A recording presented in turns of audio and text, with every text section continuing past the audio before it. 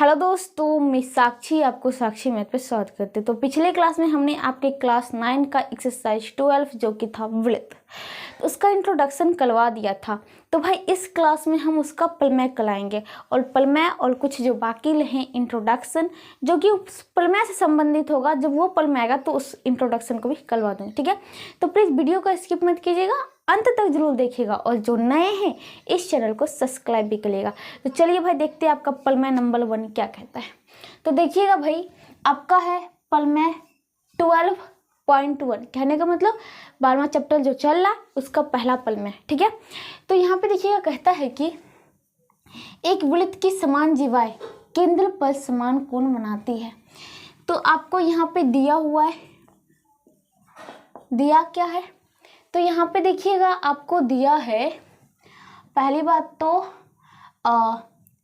वृत्त में बात कर लेते तो ए बी जीवा, आपका जीवा ए बी बराबर है जीवा सी डी का, जीवा सी डी का। आप इसे जीवा हटा के ए बी बराबर सी डी भी लिख सकते हैं, ठीक है। तो कहता है एक वृत्त के समान जीवा, जीवा समान है, कहने का मतलब ए बी बराबर सी डी है, तो कहता है ये समान।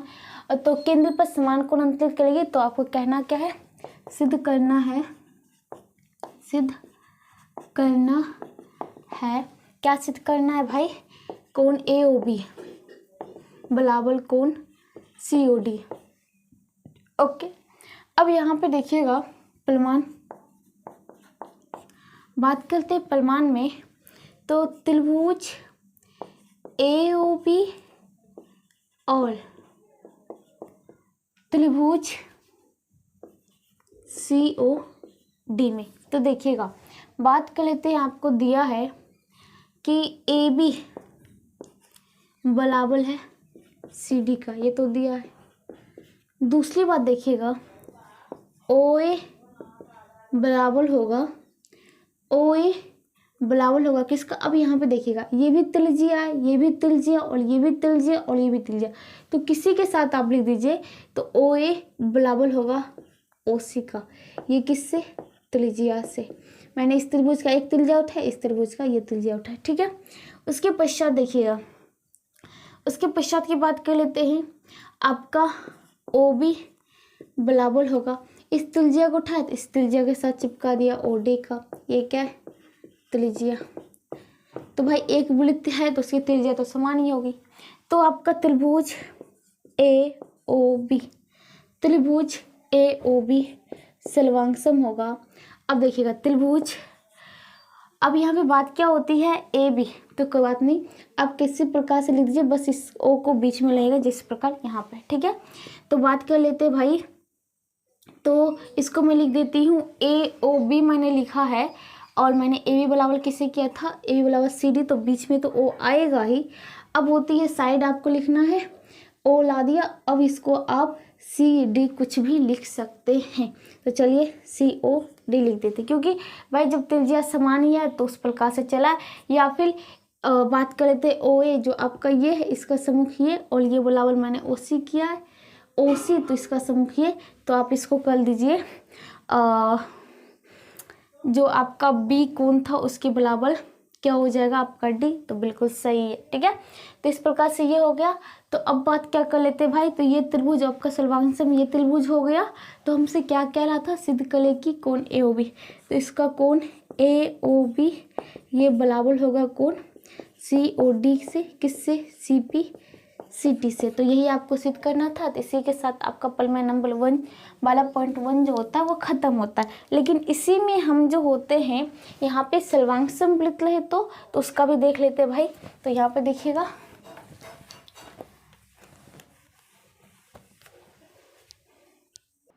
अब देखिएगा भाई प्रमेय नंबर 12.1 का ही जो है वहाँ पे था एक वृत्त में, अब ये सर्वांगसम वृत्त में, ठीक है। सर्वांगसम वृत्तों की समान जीवाएं केंद्र पर समान कोण अंतरित है। तो यहाँ पे देखिएगा आपको दिया है, यहाँ पे देखिएगा एक त्रिज्या इसकी आल है और एक त्रिज्या इसकी आल डैश है। तो आप इसको कैसे दिखाएंगे भाई, सी ब्रैकेट के अंदर ओ केंद्र है, आर त्रिज्या है, ये सर्वांगसम है, सी सर्कल ओ डैश आपका केंद्र है और आर डैश आपकी त्रिज्या है, ठीक है। तो बात कर लेते हैं क्या, समान जीवा है और ये जीवा इसकी ये आपका कुछ इस प्रकार से, इसकी जीवाएं कुछ इस प्रकार से आपको दिया है और ए बी बराबर है डी ई का। आपको सिद्ध करना है कि केंद्र पर समान कोण अंकित कर दिया। कहने का मतलब कोण A O B is equal to कोण डी ओ ई हो जाएगा। प्रमाण देखिए, प्रमाण में बात करते हैं ट्रायंगल ए ओ बी और ट्रायंगल डी ओ ई में, ठीक है। तो बात कर लेते हैं क्या भाई, देखिएगा आपको दिया है क्या, ए बी बराबर है डी ई, ये दिया है। उसके पश्चात देखिएगा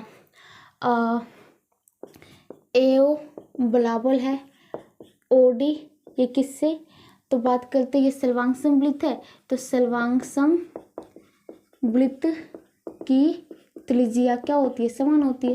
त्रिज्या समान होती है, ओके।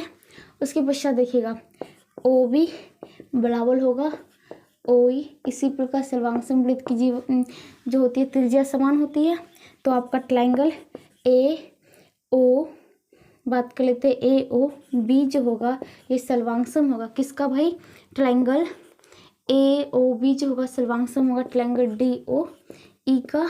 तो बात कर लेते हैं इसका एंगल ए ओ बी जो होगा वो बराबर होगा एंगल डी ओ ई का, किससे, सी टी से। यही आपको सिद्ध करना था। इसी के साथ आपका प्रमेय नंबर जो वाला पॉइंट 1 था अब पूरी तरह से खत्म होता है। चलिए आगे देखते क्या है। अब देखिए जो आपका अगला प्रमेय नंबर दूसरा है वाला एक्सरसाइज का, ठीक है, 12 का। यदि एक वृत्त की दो जीवाएं केंद्र पर समान कोण बनाती है तो जीवाएं समान होगी। तो यहाँ पे आपको दे रखा है, देखिए दिया क्या है, दिया है आपका तो पहली बात एक वृत्त है सी सेल का जिसमें ओ केंद्र है आर त्रिज्या, ठीक है। तो यहाँ पे बात कर लेते हैं, इसमें दिया है कि जो आपकी कोण है, कोण ए ओ बी बराबर है कोण सी ओ डी की। तो आपको सिद्ध क्या करना है, सिद्ध करना है कि ए बी बराबर होगा सी डी का। तो देखिए प्रमाण में बात कर लेते हैं क्या, ट्रायंगल ए ओ बी और ट्रायंगल सी ओ डी की बात कर लेते हैं, ठीक है। तो यहाँ पे देखिएगा भाई आपका बात कर लेते हैं ओ ए, इसमें ओ ए आपका बराबर होगा किसका, ओ सी का। क्यों भाई, त्रिज्या एक ही वृत्त की तो त्रिज्या बराबर ही होती है। तो उसके पश्चात की बात कर लेते हैं कोण A O B is equal to कोण सी ओ डी, ये आपको दिया है ये कोण बराबर आपका ये कोण। उसके पश्चात देखिएगा ओ बी बराबर होगा ओ डी, ये त्रिज्या और इस त्रिज्या के साथ मैंने सटा दिया, ये क्या हो जाएगा, त्रिज्या हो जाएगा। तो कहने का मतलब आपका ट्रायंगल ए ओ बी ये सर्वांगसम होगा। अब यहाँ पे देखिएगा ए ओ बी ये सर्वांगसम होगा किसका, ये सर्वांगसम होगा ट्रायंगल सी ओ डी का, किससे भाई, तो आपकी बात कर लेते किससे हुआ, ये था आपका एस, ये था ए, फिर एस, तो एस ए एस से और बात कर लेते हैं। तो आपका जब ये बराबर हो गया तो कहने का मतलब इसमें ए बी बराबर हो जाएगा ये सी डी, किससे, सी टी से। यही आपको क्या करना था, सिद्ध करना था कि ए बी बराबर होगा सी डी। इसी के साथ आपका ये प्रमेय खत्म होता है। चलिए आगे अब देखिएगा भाई उसी का है, उसमें था एक वृत्त की जीवा, इसमें है सर्वांगसम वृत्त लिए, ठीक है। तो यहाँ पे कहता है सर्वांगसम वृत्तों की जीवा केंद्र पर समान कोण बनाती है तो जीवा समान होगी, ये आपको सिद्ध करना है। तो यहाँ पे देखिएगा आपको दिया है बात करते, एक तो सर्कल हो गया जिसमें ओ केंद्र है आर त्रिज्या है, उसके पश्चात ये सर्वांगसम है, एक सर्कल हो गया, और बात कर लेते हैं ओ डैश केंद्र है और आर डैश त्रिज्या है। और इसमें बात करता है कि और क्या दिया है आपको, इसकी कोण ए ओ बी ये बराबर है कोण सी ओ डी की। तो आपको सिद्ध करना है कि जीवाएं जो होगी, कहने का मतलब ए बी बराबर होगा सी डी। अब देखिएगा परमाणु में हम लेते हैं दोनों त्रिभुज पुनः, तो यहाँ पे त्रिभुज ए ओ बी और यहाँ पे त्रिभुज सी ओ डी। अब बात कर लेते हैं कि आपको दिया है ओ ए बराबर होगा ओ सी का, कैसे भाई? तो सर्वांगसम वृत्त है, उसकी त्रिज्या क्या होती है? समान होती है, त्रिज्या समान होती है। सर्वांगसम कहने का मतलब क्या होता है? एक दूसरे को ढक लेगा, इसका मतलब केंद्र पे जाके चिपकेगा तो उसकी त्रिज्या भी बराबर हो गई, ठीक है। उसके पश्चात देखिएगा, बात कर लेते हैं कोण A O B equal to कोण सी ओ डी हो जाएगा, ये तो बात आपको दिया है। उसके पश्चात देखिएगा फिर उसी प्रकार ओ बी बराबर हो जाएगा क्या? आपका ओ डी, किससे भाई? तो सर्वांगसम वृत्त की त्रिज्या क्या होती है भाई? समान होती है, त्रिज्या समान होती है। तो आपका ट्रायंगल ए ओ बी सर्वांगसम होगा ट्रायंगल सी ओ डी का, किससे भाई? तो यहाँ पे देखिएगा एस ए एस, तो एस ए एस जो कि आपका क्या एक अभिगृहित है, अभिगृहित से, ओके। तो बात कर लेते हैं, तो इसका ए बी बराबर होगा सी डी, किससे? सी पी सी टी से। तो इस प्रकार आपका ये प्रमेय नंबर अब 12 जो था 0.2 वो पूरा खत्म होता है। आपको सिद्ध भी करना था, जीवा बराबर है जीवा ए बी, उसमें था सी डी, तो ये भी खत्म होता है। चलिए आगे देखते क्या है। अब देखिएगा जो आपका अगला प्रमेय है, प्रमेय नंबर 12.3, उससे पहले हम थोड़ा सा ज्ञान ले लेते हैं क्या भाई? तो यहाँ पे देखिएगा आपके जो प्रमेय से ही संबंधित है, कहता है ना वृत्त के केंद्र से जीवा पर डाला गया जो लंब जीवा को समद्विभाजित करता है, ठीक है। तो यहाँ पे मान लीजिए कि हम एक वृत्त लेते हैं, ओके।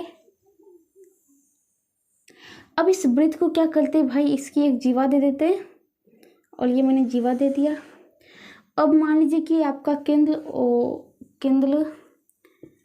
ओ है, ये थोड़ा सा टेल हो गया, ऐसे कर लेती हूँ। चलिए, तो केंद्र ओ है, ए बी वृत्त की जीवा है, ओके। तो अब यहाँ पे देखिएगा जब हम इसे मोलेंगे तो एक जो डिग्री आएगी, मतलब जो लेखा आएगी कुछ इस प्रकार से आएगी, और वो हम देखेंगे तो ये 90 डिग्री पे रहेगा। तो क्या होगा? ये जो है ए बी पे आके संपाती हो जाएगी, मतलब बी पे आके स्थिर हो जाएगी। इसका मतलब है ये जो हुआ वो इसके बराबर होगा। तो वही कहना चाहता है यहाँ पे, मान लो कि ओ एम आपका लंब पड़ गया किस पे? ए बी पर। हमने मोला है तो भाई एकदम 90 डिग्री पे मोलेंगे ना, ठीक है। इसमें तो टेल वेल करेंगे नहीं स्केल से लेके। तो यहाँ पे क्या होता है भाई, ओ एम आपका लंब हो गया ए बी, और हम देखेंगे क्या बी जो है ए को पूरी तरह से ढक लिया, तो इसका मतलब ये यहाँ से जो लेखा खंड है वो इसको ढक लेगा, तब तो ये बी आके इस पे चढ़ जाएगा। तो कहने का मतलब है कि जब वृत्त के केंद्र से जीवा पर लंब डाला गया तो उसको दो बराबर भाग में बांटा है। तो ये तो हमने देखा कल के। अब बात क्या होती है, उसको हमें सिद्ध करना है, ठीक है। बस यही आपका था, तो चलिए उसको सिद्ध भी करते हैं। अब देखिएगा आपका दिया है वृत्त के केंद्र से जीवा पर डाला गया लंब जीवा को समद्विभाजित करता है। तो यहाँ पे आपका ओ केंद्र वाला, यहाँ पे आपकी जीवा ए बी है, उससे डाला गया लंब जो कि आपका ओ एम, ठीक है। तो आपको दिया क्या क्या? आपको दिया है वृत्त जो कि मैं लिख देती हूँ सी, जिसका केंद्र ओ है और आर त्रिज्या वाला, ठीक है।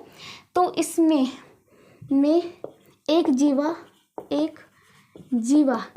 बी है, और बात कर लेते हैं मतलब कि ओ एम लंब है ए बी पर, ओके। आपको सिद्ध क्या करना है? आपको सिद्ध करना है कि ए एम जो होगा ये बराबर होगा एम बी का। थोड़ी सी बनावट कर लीजिए। अब बनावट क्या करना है, ओ ए को मिला दे, ओ को ए से मिला दे, ओ को ए से और ओ को बी से मिला दे।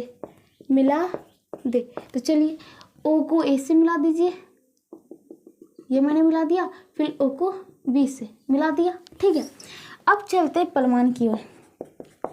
परमाणु में बात कर लेते हैं ट्रायंगल ए ओ एम, और ट्रायंगल ए ओ एम लिया है मैंने, और यहाँ ले रही हूँ बी ओ एम। ओके, तो यहाँ पे देखिएगा ओ एम बराबर होगा ओ एम का है भाई, कॉमन है। दूसरी बात देखिएगा ओ ए बराबर होगा ओ बी का है भाई, एक ही वृत्त में तो त्रिज्या तो समान ही होती है। उसके पश्चात देखिएगा angle O M A is equal to angle O M B, प्रत्येक है आपका 90 डिग्री, तो ये भी ठीक है भाई। तो यहाँ पे देखिएगा भाई क्या आपका जो ट्रायंगल है ए ओ एम, ये सर्वांगसम होगा triangle A one B O M का। वो कैसे? आर एच एस से। कैसे? तो आर हो गया लाइट एंगल, एच हो गया हाइपोटेनस, एस से हो गया साइड। तो देखिएगा हाइपोटेनस ये एच, उसके पश्चात आर लाइट एंगल आर, उसके पश्चात साइड जो कि एस यहाँ पे था। तो कहने का मतलब मैं बात कर सकती हूँ, तो ए एम बराबर होगा बी एम के किससे भाई? सी पी सी टी से। तो इसी के साथ आपका परमाणु नंबर जो है 12.3 भी खत्म होता है। चलिए आगे देखते क्या है। अब देखिए जो आपका अगला परमाणु है, परमाणु नंबर 12 चैप्टर का चौथा, वृत्त के केंद्र और जीवा के मध्य बिंदु को मिलाने वाली रेखा जीवा पर लंब होती है। तो वृत्त के केंद्र और जीवा के मध्य बिंदु, ये मध्य बिंदु है, इसका मतलब ये बराबर ये है, इसको मिलाने वाली जो रेखा ये है, ये क्या होगा? लंब होगा। ये आपको सिद्ध करना है। आपको दिया है एक वृत्त जो कि सी, केंद्र ओ है, आर त्रिज्या है, में ए बी एक जीवा है जिसके मध्य में एक बिंदु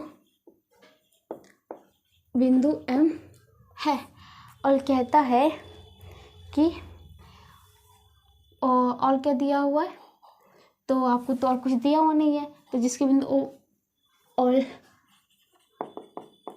और केंद्र ओ को एम से मिला है। चलो कोई बात नहीं, दिया है, आपको सिद्ध क्या करना है? सिद्ध करना है कि ओ एम जो है लंब है किस पर? ए बी पर। थोड़ी सी बनावट कर दीजिए। बनावट में क्या करना है भाई? तो ओ को ए और बी से मिला दे या ओ ए मिला है ओ बी मिला है, ऐसे भी लिख सकते हैं, ओ को ए से ओ को बी से मिला दे। ओके, परमाणु देखिएगा। परमाणु में बात कर लेते हैं क्या भाई? तो ध्यान से देखिएगा भाई, ट्रायंगल ए ओ एम और ट्रायंगल बी ओ एम, बात कर लेते हैं।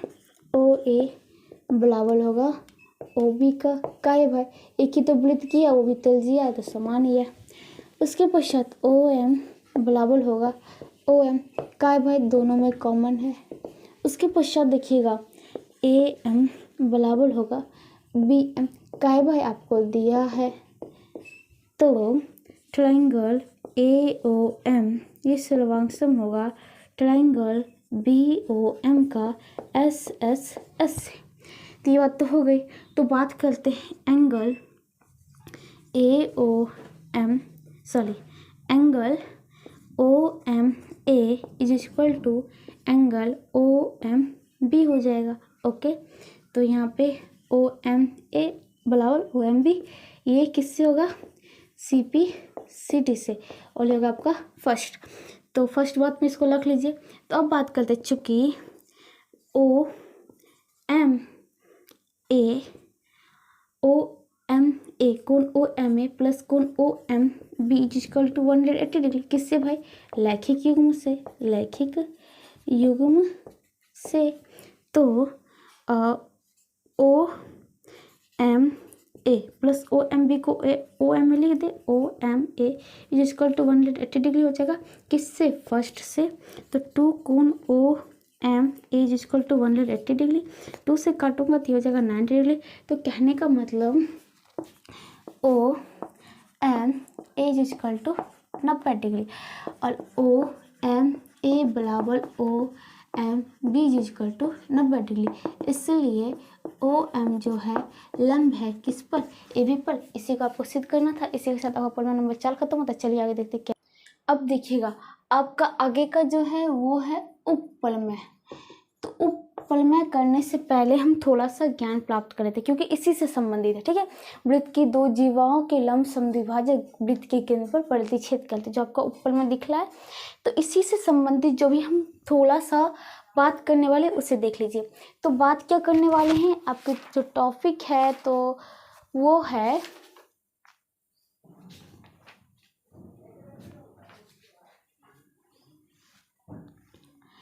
तीन बिंदुओं से जाने वाला वृत्त। हाँ, तो पहली बात तो हम जानते हैं कि जो लेखा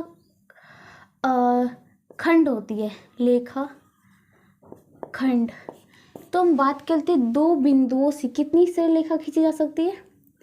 तो आप बोलते हैं एक। दो बिंदु से एक सरल रेखा खींची जा सकती है। ठीक है, इस पे अनेक बिंदु हैं। इस पे अगर आप बार बार चलेंगे तो एक ही आएगा, ना कि दूसरा कोई आ जाएगा, दूसरा से काट देगा जो कि ये बिंदु पे नहीं है। ठीक है, तो दो जो आपके बिंदु हैं, दो बिंदुओं से कितनी सरल रेखा खींची जा सकती है? तो एक ही खींची जा सकती है। ठीक है, तो अब बात होती है, हम पढ़ रहे हैं वृत्त। तो वृत्त को खींचने के लिए कितनी बिंदुओं की हमें आवश्यकता पड़ती है? तो चलिए हम देखते हैं भाई। एक बिंदु लेके खींचते हैं, हमने एक बिंदु लिया, अब इससे वृत्त खींचते, इससे होके हुए जाएगा। एक तो मैंने ऐसे खींच दिया, ये देखिएगा। दूसरा मैंने इस प्रकार खींच दिया, कुछ इस प्रकार। तीसरा मैंने कुछ इस प्रकार खींच दिया। चतुर्थ देख ले भी, जितना मन उतना चाहे वृत्त खींच सकते। यस, बस बिंदु जो था लिए हैं बिंदु, इस बिंदु से जाना चाहिए। अब बात होती है, एक हमने बात की थी, ये तो अनेक वृत्त दे दिया। हमें चाहिए एक वृत्त को खींचने के लिए कितने बिंदु की आवश्यकता होती है? तो ये तो अनेक वृत्त दे दिया एक बिंदु ने, तो भाई छोड़ दो इसे। दो बिंदु लेके देखते हैं। तो चलो भाई, दो बिंदु जब लिया तो इसको ऐसे कर दो, इसको ऐसे बना दिए। एक तो खींचा गया, ठीक है।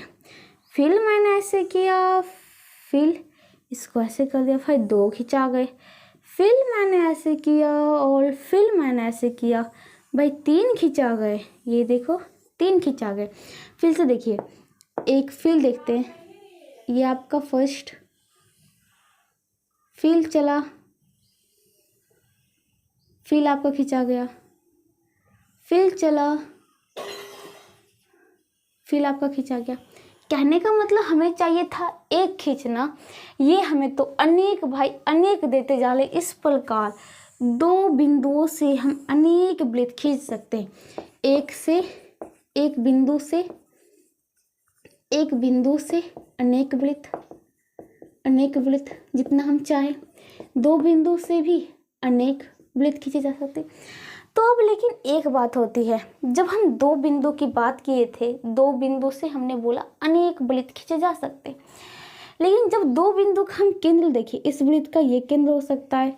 फिर देखिएगा, एक अच्छे से पिक्चर ड्रॉ करती हूँ, ध्यान से देखिएगा। दो बिंदु से अनेक वृत्त खींचे जा सकते, ठीक है भाई, ये दो बिंदु, ओके। और बात कर लेते हैं फिर से, दो बिंदु से अनेक वृत्त खींचे जा सकते, तो ये भी खींचे जा ले, ओके। फिर बात करते हैं, ये थोड़ा सा ऐसे कर देती हूँ, उसी प्रकार ये भी खींचे जा ले। उसी प्रकार और बात कर लेते हैं, यहाँ पे लिया, ऐसे नचाओ, ऐसे नचाओ, ऐसे नचाओ, ऐसे नचाओ, ऐसे नचा सकते हैं। और बात करते इधर से भी ऐसे नचा सकते हैं और नचा सकते हैं, ठीक है। तो यहाँ पे देखिएगा क्या भाई, मान लो इस वृत्त का केंद्र, सबसे पहले वाला वृत्त का केंद्र यहाँ था। दूसरा वाला जो मैंने बेल्ट चला ये कुछ इस प्रकार से, ये दूसरा बेल्ट, ये तीसरा बेल्ट।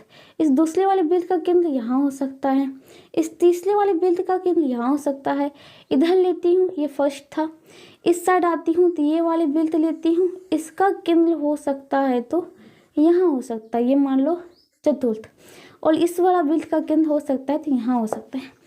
चतुर्थ के बाद पंचम। तो यहाँ पे अगर हम देखें इसको मिलाए तो ये जो होता है, ये जो होता है आपके इस दोनों बिंदुओं से जो गुजरने वाली जो रेखा होती उसका लंब समद्विभाजक पे स्थित है। अगर इस दो बिंदु से लंब समद्विभाजक पे स्थित है, हम कह दें कि एक निश्चित त्रिज्या लेके, ये तो भाई भिन्न भिन्न त्रिज्या से लेके हमने अनेक बेल्ट खींच दिया।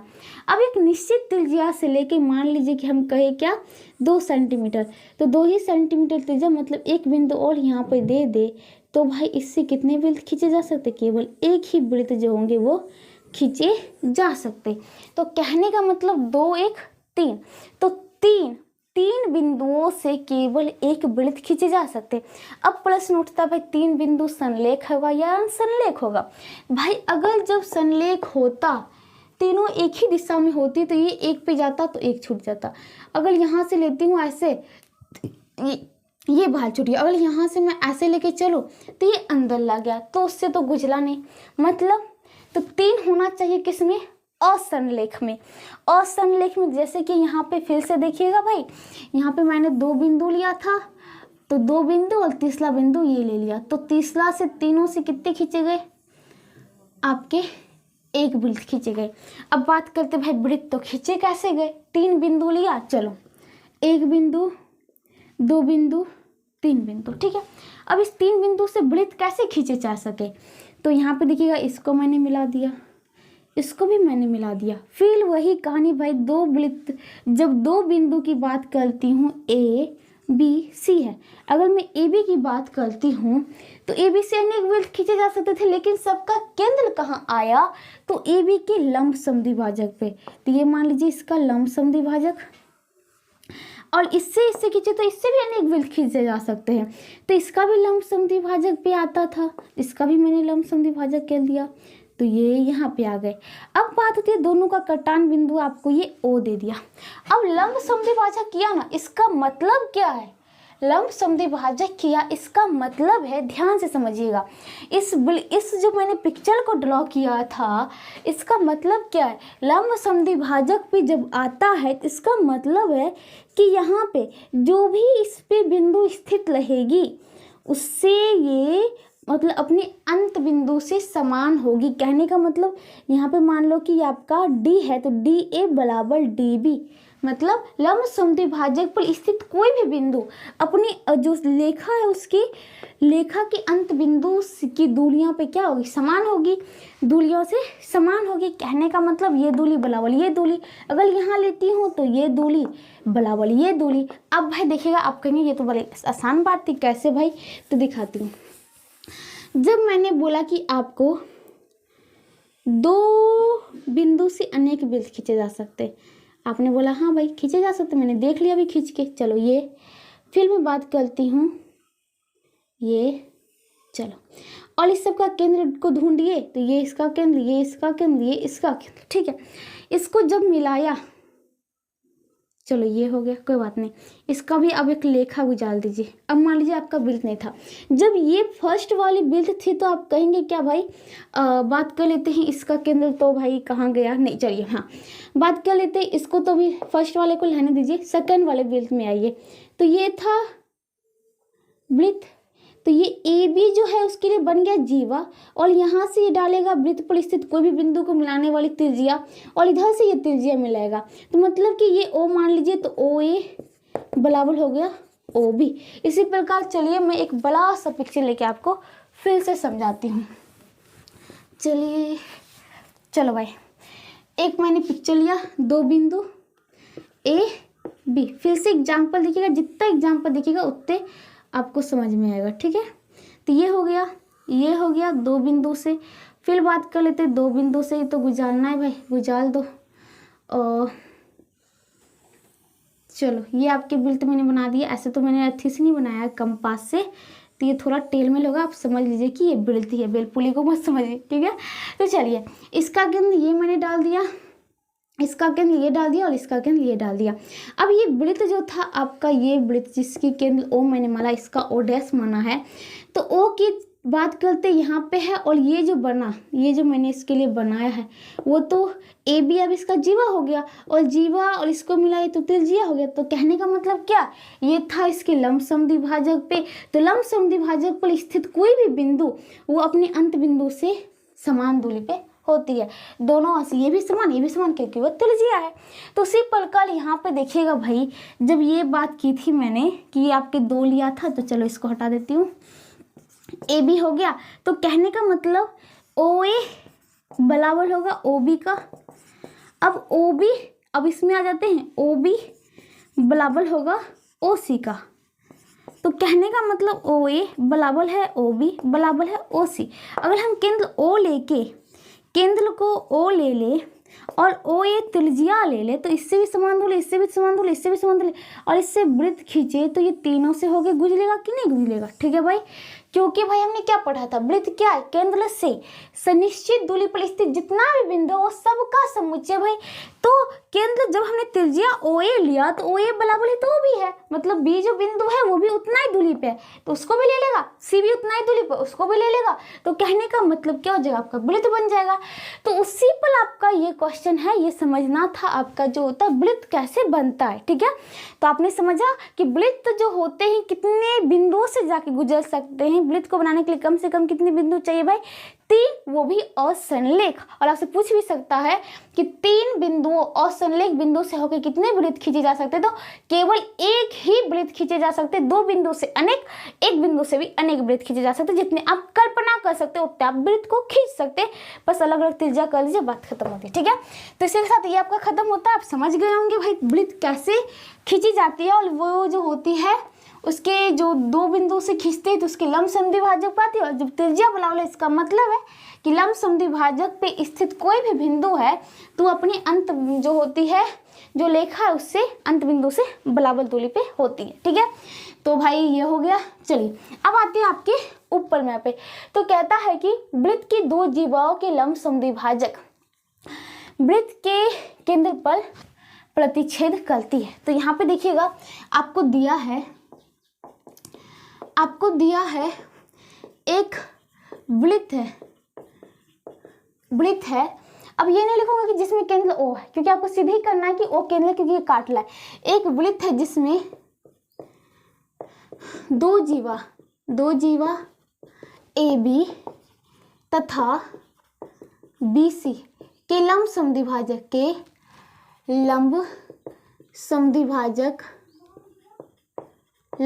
समद्विभाजक क्रमशः कौन कौन है, ए बी के लंब समद्विभाजक वहाँ P और इधर Q है, जो बिंदु O पर प्रतिच्छेद करते हैं, ठीक है। तो अब बात क्या होती है, वृत्त की 2 जीवाओं के लंब समद्विभाजक वृत्त के केंद्र पर प्रतिच्छेद करते, ये बात आपको दिया है। आपको सिद्ध करना है कि O जो होगा वो वृत्त का केंद्र है। O जो है क्या, वृत्त का केंद्र है। तो यहाँ पे देखिएगा थोड़ी सी बनावट कर लीजिए। बनावट में आप क्या करिए, O को A, B तथा C से मिला दे।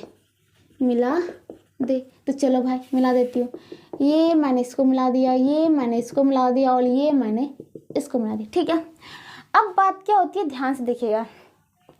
ये तो हो गया। अब पलमान में क्या देखते हैं भाई, अगर बात करते हैं, आपको दिया है कि ए बी के लंब समद्विभाजक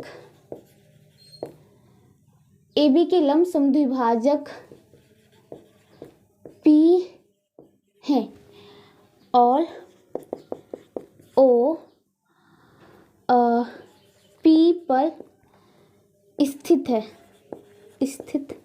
है इसलिए आपका ओ है, मैंने बात की थी ना, ये जब ए बी का लंब समद्विभाजक है तो इस पर स्थित कोई भी बिंदु तब ये अंत बिंदु से क्या होती है, समान दूरी पे होती है। तो कहने का मतलब ओ ए बराबर होगा ओ बी का है भाई। तो ये भी लिख देती हूँ कि लंब समद्विभाजक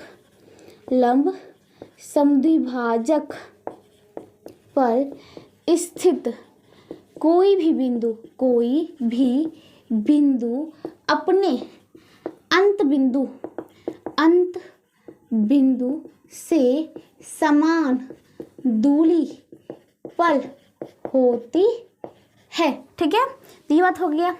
इसी प्रकार देखिएगा आपका ओ जो है, ओ बीसी के लंब समद्विभाजक किस पे स्थित है, क्यू पर स्थित है। इसलिए बात करते हैं कि ओ बी, ये आपका फर्स्ट था, इसको लिख लीजिएगा फर्स्ट, ओ बी बराबर होगा ओ सी, ये आपका सेकंड हो गया। तो फर्स्ट और सेकंड से ओ ए बराबर होगा ओ बी बराबर होगा ओ सी। अतः ये जो वृत्त गुजला है आपका, वो किससे, तीनों समान दूरी पे गुजला, वो भी ओ से। अतः बिंदु ए बी तथा सी ओ से समान दूरी पर है, जिससे वृत्त गुजला है। इसीलिए ओ वृत्त का केंद्र है। तो इस प्रकार आपका ये ऊपर में जो था वो भी मैंने सिद्ध कर दिया। आपको सिद्ध करना था ओ जो है वृत्त का केंद्र है, तो ये भी आपका खत्म होता है। चलिए आगे देखते हैं क्या है। अब देखिए जो आपका अगला प्रमेय होता है 12.5, 3 और संलेख बिंदु से होकर केवल एक वृत्त जाता है। हाँ, तो आपको दिया है ए बी सी तथा सी, 3 और संलेख बिंदु है, और संलेख बिंदु है। आपको सिद्ध करना है कि ए बी तथा सी से केवल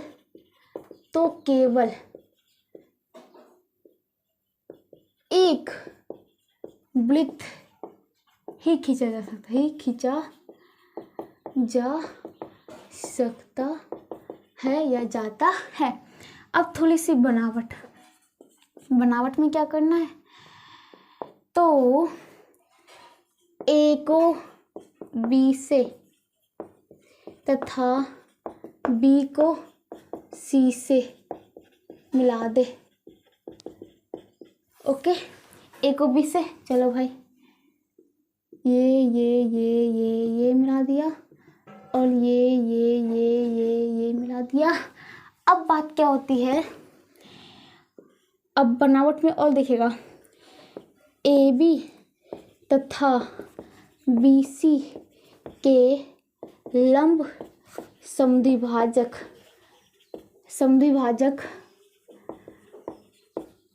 खींचे जो क्रमशः पी तथा क्यू है, जो एक दूसरे को ओ बिंदु ओ पर प्रतिच्छेद करता है। तो यहाँ पर देखिए ए बी के लंब समद्विभाजक, ये मैंने पी खींचना है भाई, तो ये आपका लंब समद्विभाजक, ये क्या हो जाता है आपका पी। इसके पश्चात की बात करते हैं इसका लंब समद्विभाजक बी सी का, ये इससे, और ये आपका हो जाता है क्यू, और इस दोनों को मिलाने पे मैंने बात की ओ बिंदु पर कटते। ठीक है, अब देखिएगा ओ बिंदु पे कटते हैं। अब क्या करते हैं भाई, बनावट चल रही है ना, हाँ चलो। अब ओ को ए बी तथा सी से मिला दे। तो मैंने इसको ये मिला दिया, इसको ये मिला दिया, इसको ये मिला दिया, ठीक है।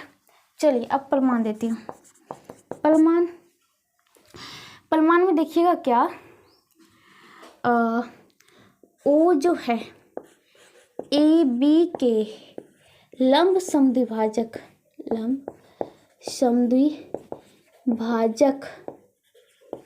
माना है। ओ जो है ए बी के लंब समद्विभाजक पी पर स्थित है, ये तो माना है। इसलिए ओ ए बराबर होगा ओ बी, ये क्या हो गया फर्स्ट। उसी प्रकार देखिएगा, अब बात कर लेते हैं कि फिर से ओ जो है बी सी के लंब समद्विभाजक क्यू पर स्थित बिंदु है, ये भी माना है। इसलिए ओ बी बराबर होगा ओ सी, ये हो गया सेकेंड। तो फर्स्ट और सेकेंड से ओ ए बराबर होगा ओ बी बराबर होगा ओ सी। तो कहने का मतलब ओ से तीनों बिंदु क्या समान दूरी पे है, अर्थात ओ से तीनों बिंदु समान दूरी पर है, अतः इसलिए ओ को केंद्र मानकर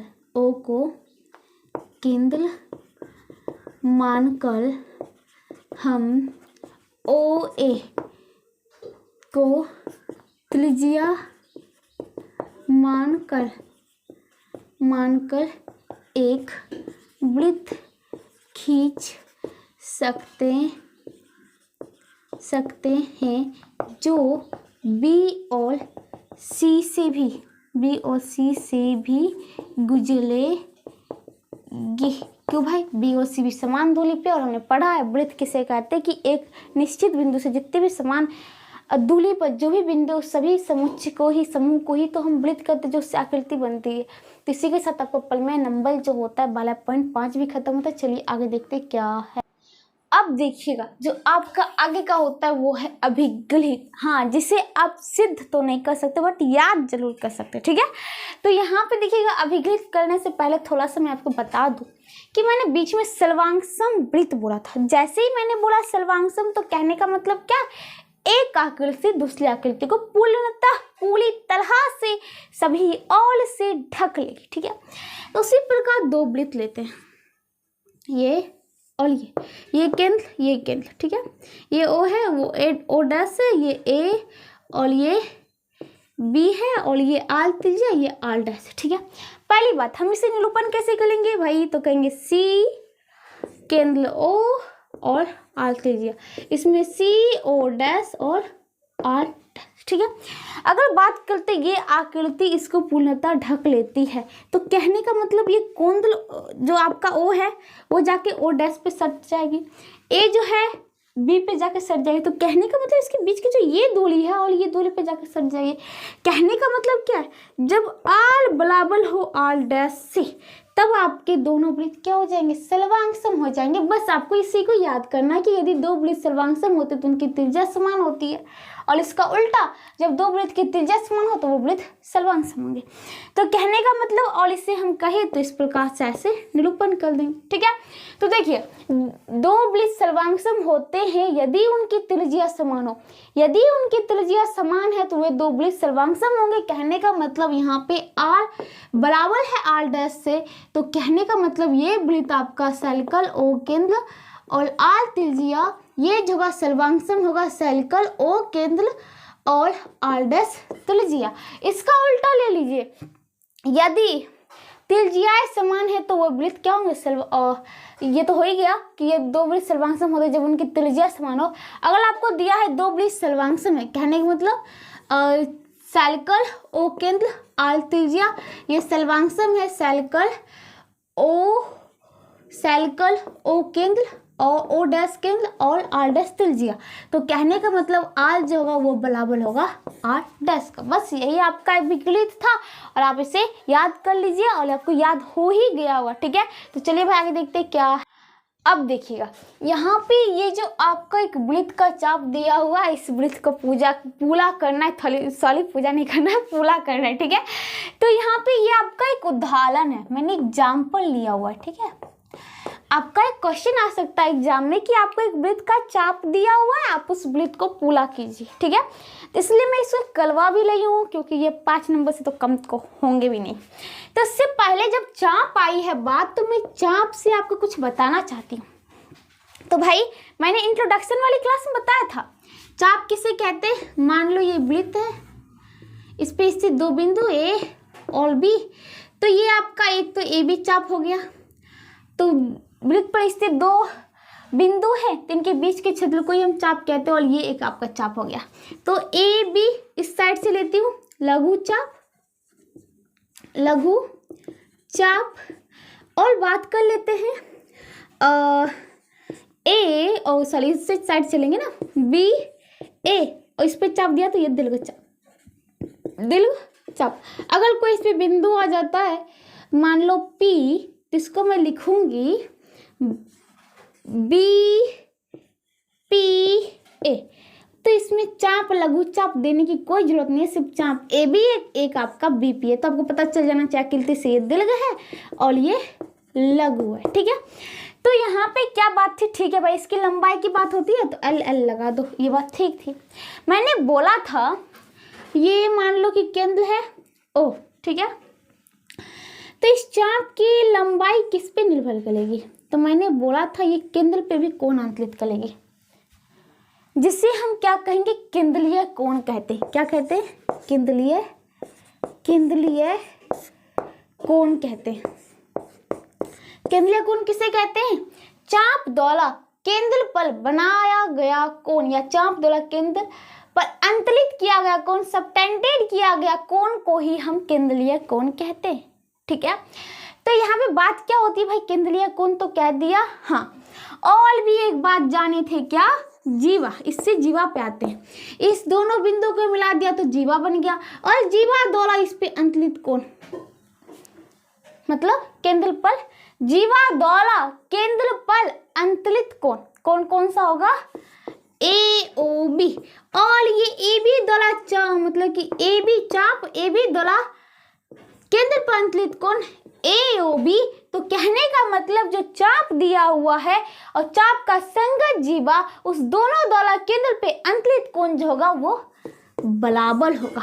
उसके पश्चात देखिए, एक तो ये चाप की कहानी में, दूसरी तो ये चाप भी है भाई। अब ये कोण कितना होगा, तो ये भी भाई जो आपका बन तो एक क्या रहा है, एक तो बन रहा है आपकी जीवा द्वारा केंद्रीय कोण। अब मान लीजिए ये 60 डिग्री है तो ये टोटल तो होता है 360 डिग्री, जिसमें आपको कोण ए ओ बी प्लस कोण जो होती है ए ओ बी और इस प्रकार से लेती हूँ तो कोण B O A is equal to 360 degree.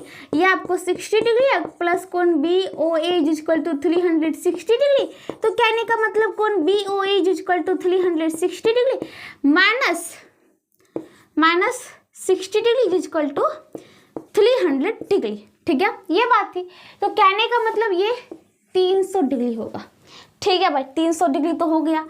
और यहाँ पे भी वही कहानी, चाप द्वारा अंतरित कोण, जीवा द्वारा केंद्र पे जो अंतरित कोण होंगे, चाप ये और जीवा जो बन रहा ये भी तो अंतरित करेगा, बट हाँ ठीक है, ये यहाँ पे किया है तो कोई बात नहीं भाई। तो मान लीजिए कि आपके जो होते चाप द्वारा ही अंतरित कोण, ये अंतरित कोण जो हुआ चाप के द्वारा, वो भी दीर्घ चाप की मैंने बात की। अगर लघु चाप कोई न्यून कोण को कर रहा है, लघु चाप न्यून कोण को कर रहा है तो उसका संगत प्रतिवर्ती कोण करेगा दीर्घ चाप अंतरित किस पे? कोण केंद्र पर अंतरित कोण करेगा। कहने का मतलब दीर्घ चाप का केंद्रीय कोण संगत प्रतिवर्ती कोण होगा। तो अब भाई प्रतिवर्ती,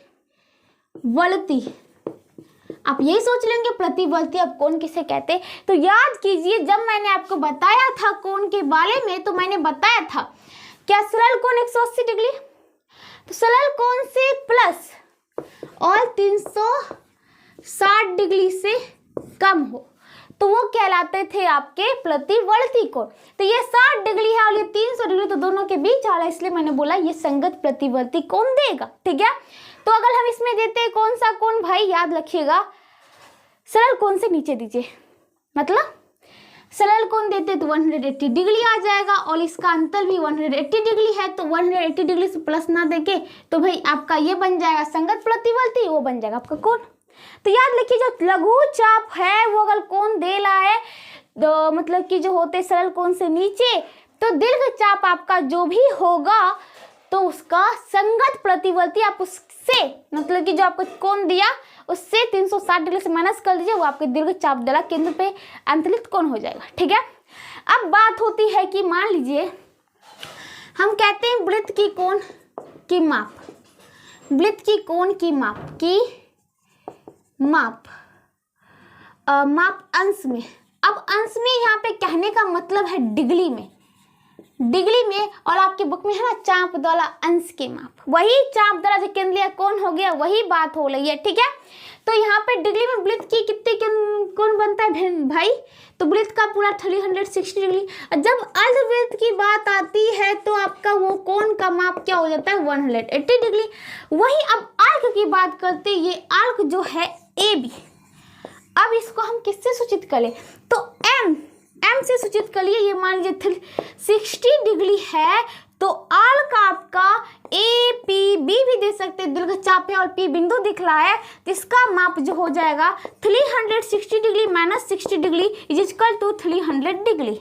ठीक है, तो इस प्रकार से आपको ये जानना था इसे हम किस चीज से निरूपित करते हैं। जब चाप द्वारा अंश का माप आपके बुक में है तो अंश कहने का मतलब डिग्री, हाँ उसको इंग्लिश में डिग्री और हिंदी में अंश ही कहते हैं। ठीक है, तो इसी के साथ आपका ये जो थी बात थोड़ा सा मैं ये जो था आपका जब चाप पे है तो भाई इसको जानना जरूरी था, तो इसको भी मैंने बता दिया। अब चलेंगे हम जो आपका क्वेश्चन मैंने उदाहरण के रूप में लिया है उसको देखते। ठीक है, तो देखिए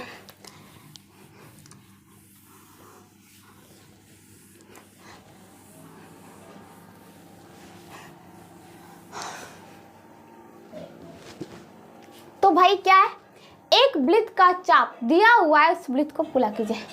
तो इस वृत्त को पूरा कीजिए, मान लो ये आपको चाप दिया हुआ है AB, अब इस वृत्त को पूरा करना है तो इसमें हम एक और बिंदु डाल देते C। तो चलिए माना वृत्त की चाप AB पर C कोई बिंदु है, ठीक है। अब AC और BC को मिला दिया, AC और BC को मिला दे। ये मैं स्टेप बता रही हूँ, आपको करना खुद से होगा कंपास के जरिए। ठीक है, अब कहता है AC के लंब समद्विभाजक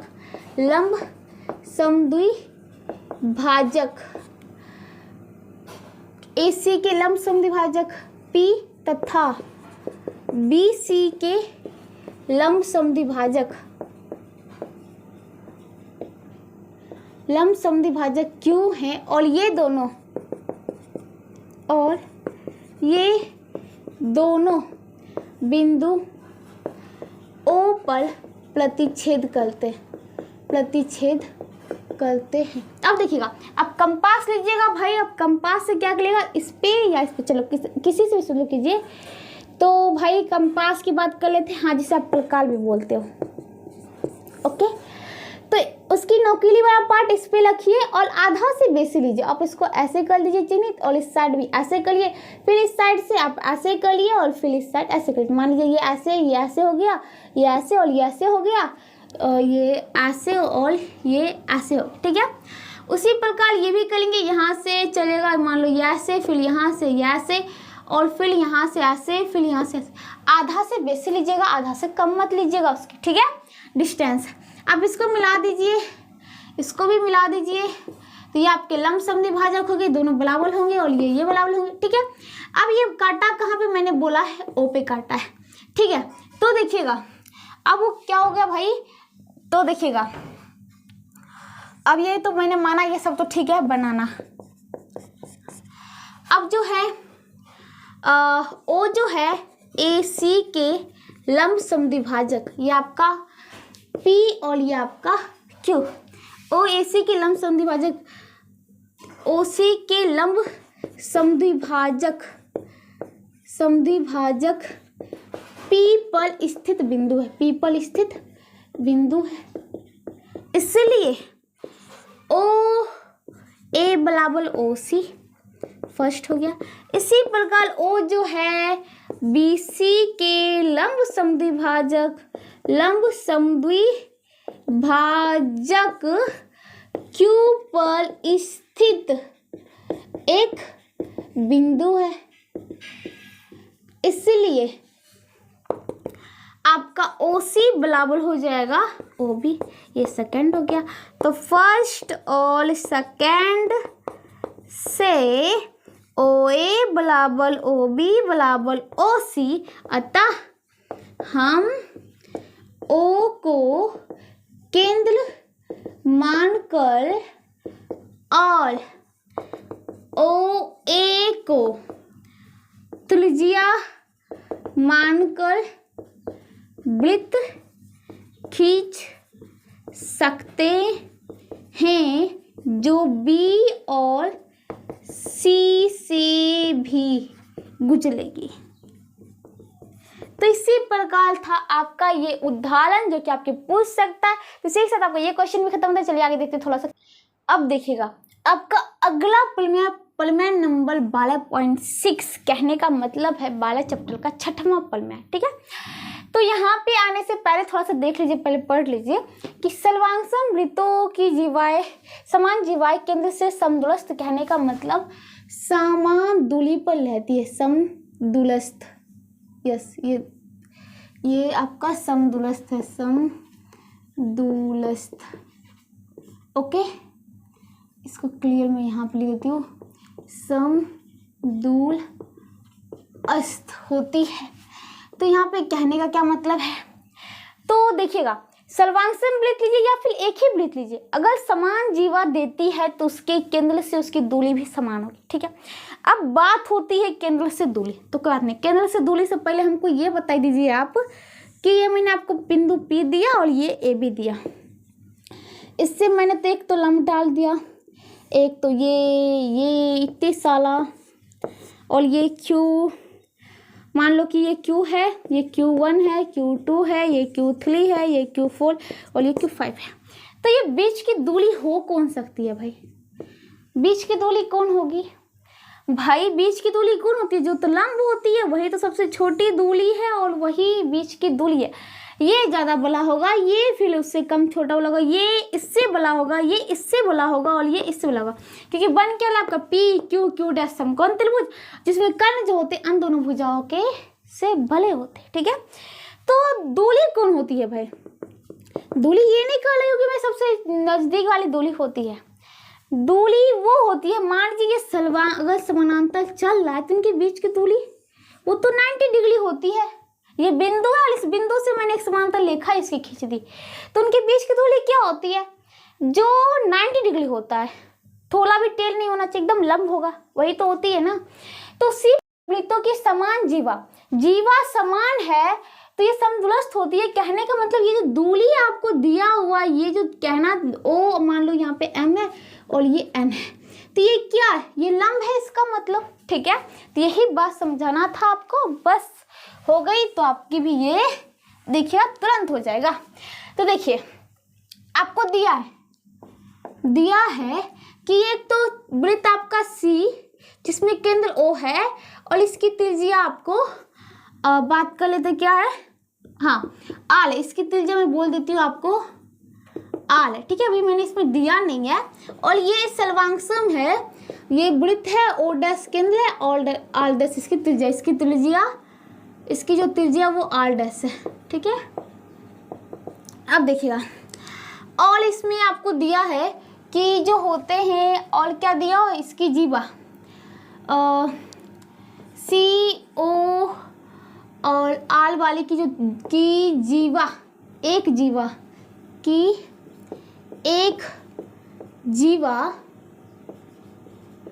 पी क्यू तथा सी जिसमें केंद्र ओ डैश है, त्रिज्या आल डैश की एक जीवा आर एस दोनों बराबर है। बस इतना ही दिया हुआ है और तो कुछ दिया हुआ नहीं है।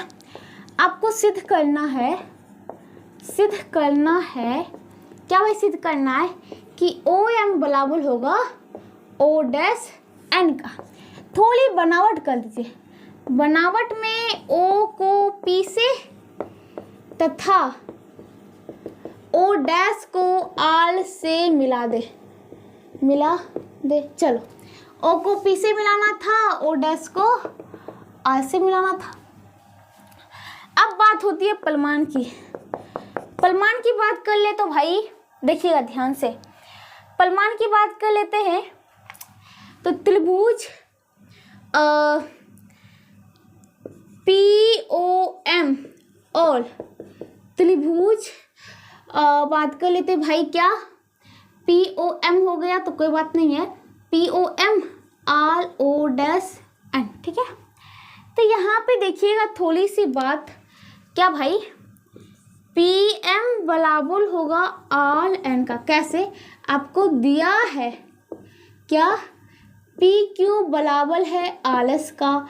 और बात करते हैं OM लंब है किस पे, PQ के, और इधर ओ डैश एन लंब है आल एस पर। तो कहने का मतलब जो लंब होता है तो लंब तो हो गया, और हमने देखा था कि जो लंब होता है तो वो जो होते हैं दो बराबर भाग में बांटता है। तो कहने का मतलब इसलिए OM बराबर हो जाएगा, सॉरी यहाँ पे देखिएगा PM बराबर हो जाएगा PQ और इसमें RN बराबर हो जाएगा NS। तो बात कर सकते हैं कि PM जो होगा वो बराबर हो जाएगा हाफ PQ, और ये बात कर लेते हैं RN जो होगा वो हो जाएगा हाफ RS।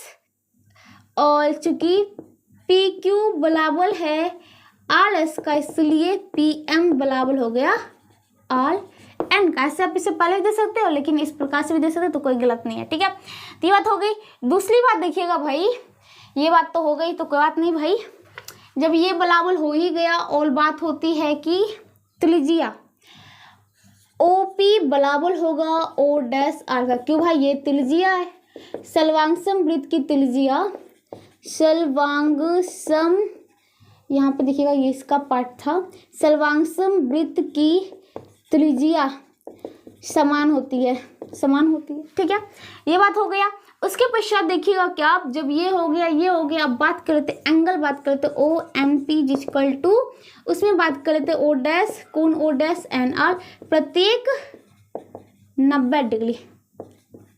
ओके, तो ये जो आपका त्रिभुज होता है POM, ये सर्वांगसम होगा त्रिभुज POM किसका सर्वांगसम होगा भाई देखिएगा हमने जान लिया क्या भाई, अगर किसी चीज से मुझे दूरी पूछता है, मान लो कि इस बिंदु से हमें दूरी पूछ रहा है तो दूरी क्या होगा भाई, जो लंब डालेगा वही तो होगा। हमने देखा बहुत से, ये तो इसका क्या हो जाता है भाई, तो बात कर ले ये आपका कर्ण बन जाएगा, समकोण त्रिभुज बनेगा। तो इसी प्रकार अब हम इसे वृत्त मिला देते हैं, ठीक है। तो वृत्त में देखिएगा वृत्त की समान जीवाएं केंद्र से समदूरस्थ होती है, ये आपका परिमेय है और बर्मा चैप्टर का 6वां, ठीक है। तो यहाँ पे देखिएगा भाई आपको दिया क्या क्या है, आपको दिया है एक वृत्त जो कि C और केंद्र O है, आल त्रिज्या है, ठीक है। एक वृत्त ये हो गया, में दो जीवाएं कौन कौन है? ए बी और सी डी। दो समान जीवाएं भी डाल सकते हैं, या ए बी और सी डी हैं जो कि समान है। और बात होता है कि एम तथा एन क्रमशः जीवा एम किस पे है? ए बी तथा एन किस पे है? सी डी पर स्थित बिंदु है। ओके, अब यहाँ पे देखिएगा भाई, ये तो बात हो गई, ठीक है। और कुछ दिया हुआ है और तो कुछ नहीं दिया हुआ है, तो आपको सिद्ध क्या करना है? सिद्ध करना है क्या भाई? देखिएगा, केंद्र से समदूरस्थ होती है, कहने का मतलब ये आपका यहाँ पे लंब डाला हुआ है, ठीक है। जब भी बात आ गई भाई ये आपका जीवा है और इस बिंदु से दूरी पूछता है, तो इसका मतलब क्या? उस पर लंब डाला हुआ है, तो कहने का मतलब क्या? ओ एम बराबर होगा ओ एन का, ठीक है। यहाँ पे लंब दिया हुआ नहीं लगेगा आपको, लेकिन आप समझिएगा जब दूरी पूछ रहा है तो वो लंब की ही बात हो रही है। अब इसमें थोड़ी सी बनावट कर दीजिए। बनावट में क्या करना है? ओ को ए तथा डी से मिला दे। मिला दिया, चलो ओ को ए तथा डी से मिला दिया, ठीक है। अब देखिएगा परिमाण में बात करते हैं भाई, जब दूरी की बात है, दूरी की बात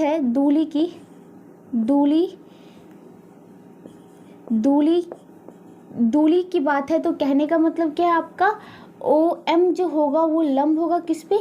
ए बी पर, और ओ एन जो होगा वो लंब होगा किस पे? सी डी पर। जब लंब है तो आपने परिमेय में पढ़ा था, परिमेय में क्या भाई?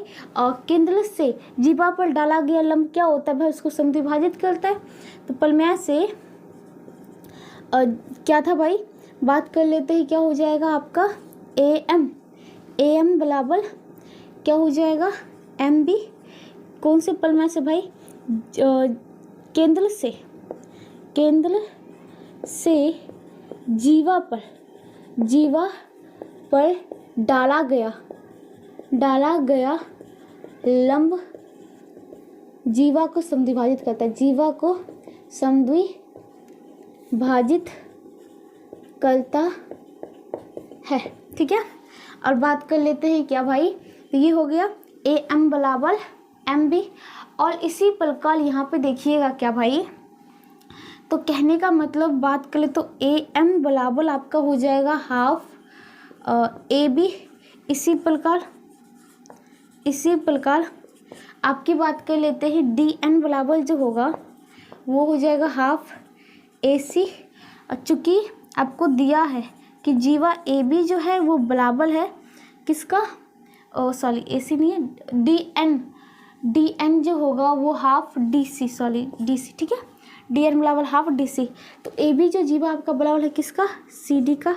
इसलिए ये बात कर लेते हैं, ये फर्स्ट था, ये सेकेंड था, तो बात कर लेते हैं आपका ए एम जो होगा वो बराबर होगा डी एन का, ठीक है।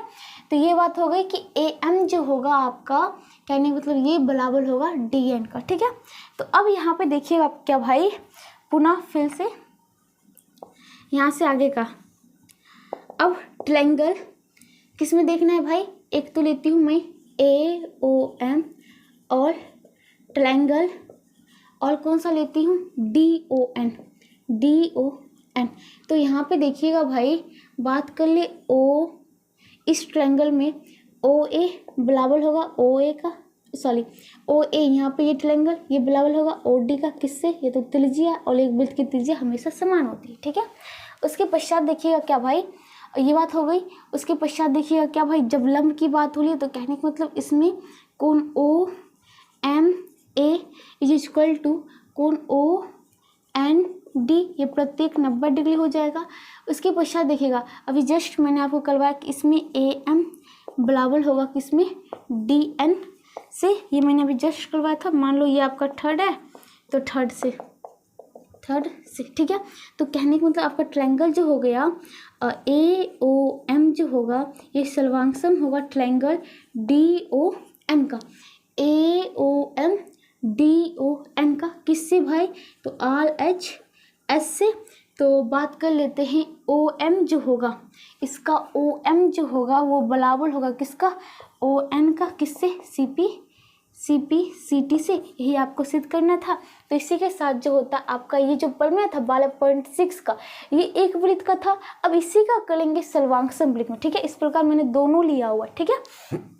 तो देखिएगा आपको कहता है सर्वांगसम वृत्त की समान जीवाएं केंद्र से समदूरस्थ होती है। उसी प्रकार आपको दिया है दो वृत्त कौन सा है भाई? आपको मान लो कि एक तो सी है जिसमें केंद्र ओ है, इसकी त्रिज्या आर है। उसके पश्चात ये मान लेते हैं क्या? और इसकी जो है आपका सी है, ओ डैश केंद्र है और त्रिज्या आर डैश है, ठीक है। दो वृत्त ये और ये की जीवा की क्रमशः समान जीवा जो कि आपका ए बी, और देखिएगा इस वृत्त के लिए ए बी और उसके लिए सी डी है। एम तथा एन क्रमशः जीवा ए बी तथा सी डी पर स्थित बिंदु है, ठीक है। तो यहाँ पे देखिएगा भाई ये हो गया। आपको सिद्ध क्या करना है? सिद्ध करना है क्या भाई? जो सिद्ध करना है कि ओ एम जो होगा बराबर होगा ओ डैश एन से। ओ एम बराबर होगा ओ डैश एन से। तो बनावट देखिएगा, बनावट में उसी प्रकार बनावट में क्या करना है? ओ को ए से तथा ओ डैश को सी से मिलाए। उसके पश्चात देखिएगा परिमाण, तो परिमाण से पहले बनावट भी कर देते हैं। ओ को ए से तथा ओ डैश को सी से मिला दिया। अब परिमाण में देखिएगा भाई इसी प्रकार आपका जो हो जाएगा ओ एम लंब होगा किस पे? ए बी पर। तो कहने का मतलब है ए एम जो होगा बराबर होगा एम बी का, और A M is equal to half क्या हो जाएगा?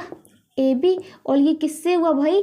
तो जो होता है केंद्र से जीवा पर डाला गया लंब जो होता है, डाला गया लंब उसे समद्विभाजित करता है, उसे समद्विभाजित करता है। पीछे किए थे भाई, ठीक है। तो ए एम बराबर आपका क्या हो गया? Half A B. इसी प्रकार इसको लिख लीजिए फर्स्ट में, और इसी प्रकार बात कर लेते हैं क्या हो जाएगा आपका इसमें ओ डैश सी, इसमें जो बात कर लेते हैं सी एन जो होगा, C N is equal to half C D हो जाएगा। ये सेकेंड हो गया। तो बात कर लेते चूँकि आपको दिया क्या है? समान जीवा है, ए बी बराबर है सी डी, ये तो आपको दिया है। इसलिए बात कर लेते हैं फर्स्ट और सेकेंड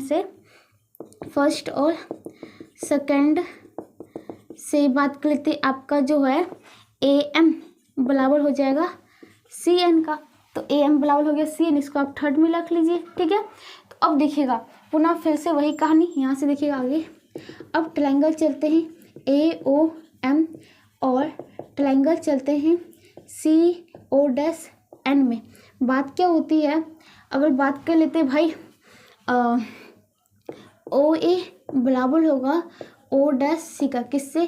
त्रिज्या से। सर्वांगसम वृत्त की त्रिज्या समान होती है, आपको दिया हुआ है ना सर्वांगसम वृत्त। तो सर्वांगसम वृत्त की त्रिज्या क्या होती है? समान होती है, ठीक है। उसके पश्चात देखिएगा बात कर लेते हैं आपका थर्ड से हो गया क्या? इसमें ए एम बराबर हो गया सी एन का, किससे? थर्ड से देखिएगा। उसके पश्चात देखिएगा आपका angle O M is equal to angle O dash C N ये प्रत्येक 90 डिग्री हो जाएगा। तो कहने का मतलब ट्रायंगल ए ओ एम जो होगा ये सर्वांक्षम होगा, ए ओ एम सर्वांक्षम होगा triangle C O dash N का, किससे, आर एच एस से। तो कहने का मतलब ओ एम बराबर होगा ओ डैश एन का, किससे, सी पी सी टी से। और यही आपको सिद्ध करना था कि ओ एम जो है वो बराबर होगा ओ डैश एन से। तो जब ये बराबर हो गया तो कहने का मतलब क्या भाई, आपकी ये दूरी जो थी वो बराबर हो गई जो कि लेके चाहे थे। तो इसी के साथ आपका पलमा नंबर जो है 12.6 खत्म होता है। चलिए आगे देखते क्या है। अब देखिएगा जो आपका अगला पलमे होता है, पलमे 12 चैप्टर का 7वां क्या कहता है, वृत्त की जीवाएं जो केंद्र से समदूरस्थ है वो बराबर होती है। तो वृत्त की जीवाएं जो केंद्र से समदूरस्थ मतलब समान दूरी पर वो बराबर होती है। एक मैंने वृत्त लिया है उसका केंद्र ओ डी, ठीक है। तो अब बात क्या होती है, वृत्त की जीवाएं, दो जीवाएं सी डी और ए बी, एक तो सी डी हो गया एक ए बी हो गया। और ये जो केंद्र से समदूरस्थ है कहने का मतलब ये जिससे लंब डाला गया दूरी, तो ओ एम बराबर है ओ एम। तो आपको सिद्ध करना है ये जो ए बी जीवा है वो बराबर होगा सी डी का, ठीक है। तो देखिए दिया है एक वृत्त जिसका केंद्र ओ है, उसमें केंद्र से समान दूरी पर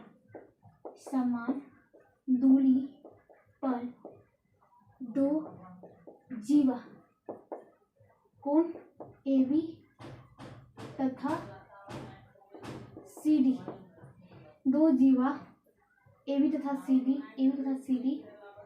ए बी तथा सी डी है। तो सिद्ध करे क्या भाई, जो बात कर लेते हैं जीवा ए बी जो होगा वो बराबर होगा सी डी का। अब बात करती थोड़ी सी बनावट कर लीजिए। बनावट में क्या करिए आप ओ को ए तथा सी से मिला दे, कहने का मतलब ओ को ए तथा ओ को सी से मिला दे, ठीक है। प्रमाण देखिएगा, प्रमाण में बात क्या कर लेते हैं भाई, तो यहाँ पे ध्यान से देखना है क्या आपकी बात क्या बोली थी, बात कर लेते हैं ये आपका ओके और ये कोई बात नहीं। यहाँ पे देखिएगा बोल आपको दिया है क्या भाई, यहाँ पे ध्यान से देखना है, आपको दिया है क्या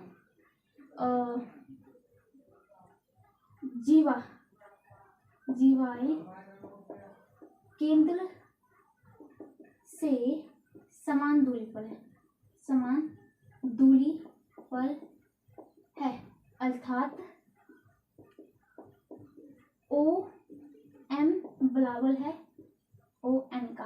तो ये दूरी है बात की, तो भाई ये क्या लंबी है ना, कहने का मतलब ओ एम, इसलिए ओ एम जो होगा लंब होगा किस पे, ए बी पर। और यहाँ पे बात कर लेते हैं तो क्या हो जाएगा भाई, और ओ एन लंब है किस पे, सी डी, ठीक है। तो अब देखिएगा भाई, तो ये बात हो गई ओके, इसको लग लीजिए फर्स्ट में।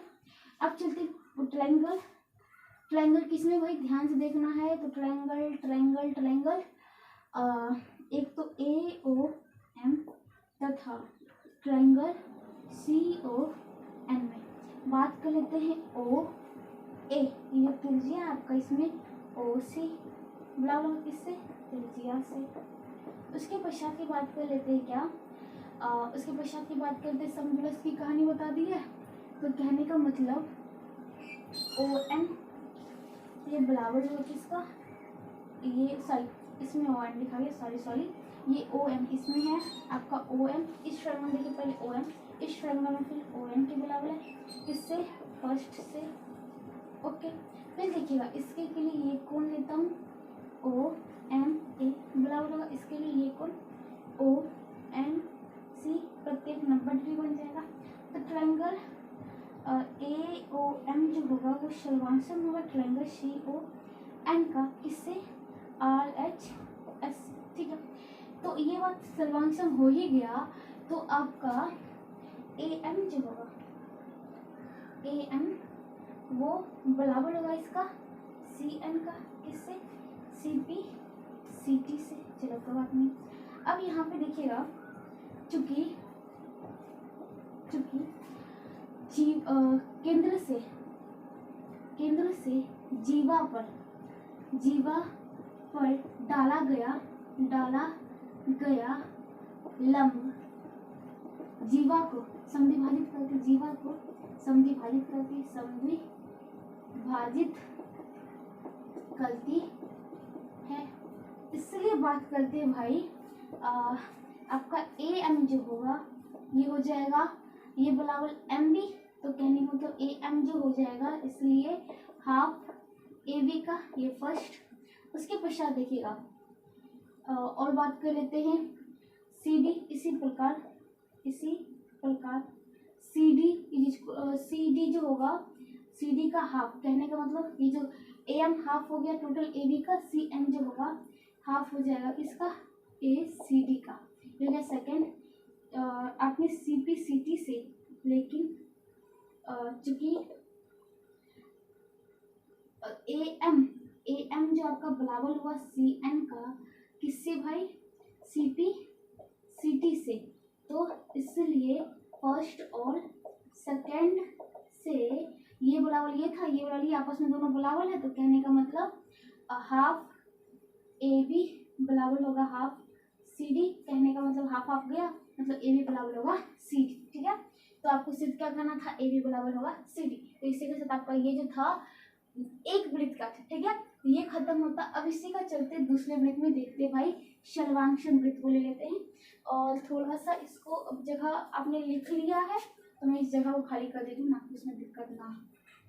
चलिए कोई बात नहीं भाई, यहाँ पे मैंने इसके लिए टेढ़ा कर दी। चलिए यहाँ पे अब सर्वांक्षण वृत्त की जीवाएं जो केंद्र से समदूरस्थ है, सर्वांक्षण वृत्त, ये वृत्त और ये वृत्त, सर्वांक्षण जिसमें ओ केंद्र है, इसमें ओ डैश केंद्र है, आर त्रिज्या और आर डैश त्रिज्या। अब बात क्या होती है, इसकी जो जीवा है, ए बी जीवा वो मतलब कि जो है यहाँ पे सी डी जीवा है, वो यहाँ पे ओ से समदूरस्थ है, मतलब ये दूरी बराबर ये दूरी है। तो आपको सिद्ध करना है कि इसकी भी जीवाएं क्या होगी, ए बी बराबर सी डी होगी। तो आपको दिया है दो वृत्त कौन कौन सा है, एक तो सी ओ केंद्र है, आर त्रिज्या है, तथा सी ओ डैश आर डैश की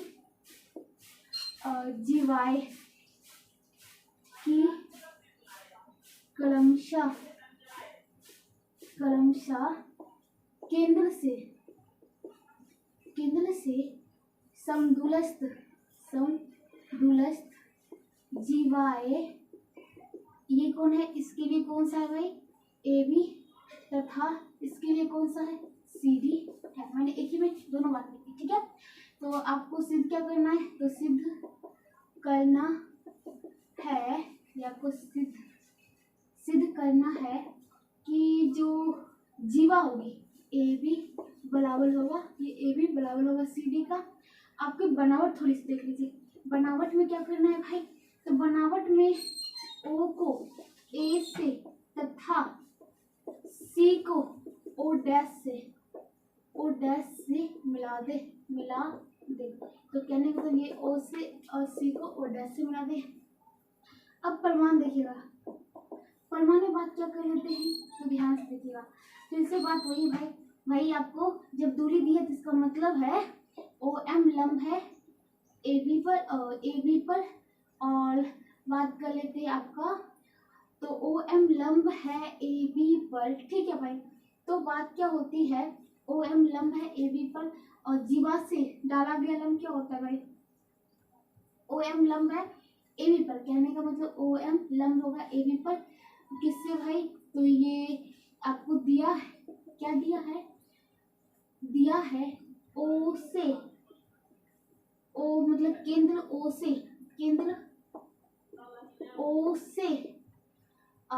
बात कर लेते हैं, केंद्र ओ से जो है जीवा ए बी की दूरी दी है, ए बी की दूरी, और दूरी जो होता है वो तो लंब का ही बात होता है। ठीक है, इसी प्रकार बात कर लेते हैं, इसी प्रकार आपका ओ डैश एम जो होगा वो लंब होगा किस पर, सी डी पर, यही बात से।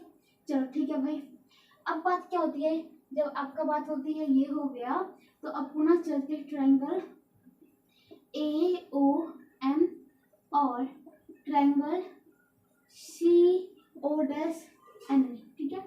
तो बात क्या होती है, ओ ए, इसका ओ ए बराबर होगा इसका ओ डैश सी का है भाई, सर्वांशम वृत्त की त्रिज्या समान होती है, ठीक है, समान होती है। अब इसको फर्स्ट पुट कीजिएगा लंब वाला को, ठीक है, इस दोनों की बात को मैंने बोला। तो बात क्या होती है, ये बात तो हो गई, चलो भाई अब बात होती है, आपको दिया है ओ एम, ये इसका ओ एम, इसका किसके बराबर है, ओ डैश एन के बराबर है, ये बात आपको दिया है, ठीक है। उसके पश्चात देखिएगा ये 90 डिग्री डालना है, तो कोण O M A is equal to कोण ओ डैश एम सी प्रत्येक 90 डिग्री फर्स्ट से, ठीक है। तो आपका ट्रायंगल ए ओ एम जो होगा वो सर्वांशम होगा, ए ओ एम तो किसका, सी ओ डैश एन का किससे, आर एच एस, ठीक है। ये बात जब हो गई तो कहने का मतलब सी पी सी टी से बात करें तो आपका जो भुजा होगा इसमें ए एम ये बराबर होगा इसका सी एन का किससे, सी पी सी टी से, ठीक है। अब होता है क्या, बात कर लेते हैं, ये तो बात हो गया, बात कर लेते क्या, केंद्र से जो जीवा पर लंब रहते, केंद्र से जीवा पर डाला गया लंब जीवा को समद्विभाजित करता है, इसलिए आपका बात कर लेते ए एम बराबर हाफ, इसलिए आपका ए एम बराबर होगा हाफ किसका, हाफ ए बी का ये फर्स्ट, और सी एन बराबर होगा हाफ किसका, सी डी का ये होगा सेकेंड, और चूंकि सी पी सी टी से भाई आपका क्या था, ए एम बराबर है सी एन का, इसलिए आपका जो हो जाएगा फर्स्ट और सेकेंड से आपका क्या हो जाएगा, ए बी बराबर होगा सी डी का, और आपको सिद्ध भी करना था ए बी बराबर होगा सी डी का। तो इसी के साथ आपका प्रमेय जो होता है 12.7 कहने मतलब 12वां चैप्टर का 7वां प्रमेय था। तो आपके 7 प्रमेय थे इस चैप्टर में, तो वो खत्म होता है, ठीक है। और इसी के साथ आपका जो होता है, अब इसका जो एक्सरसाइज 12 का था इंट्रोडक्शन खत्म होता है। अब जो अगली क्लास में हम जो करने वाले हैं वो होगा एक्सरसाइज 12.1 का क्वेश्चन करवाऊंगी, तब तक जुड़े रहिएगा। अगर वीडियो पसंद आता है तो लाइक जरूर करें, तब तक के लिए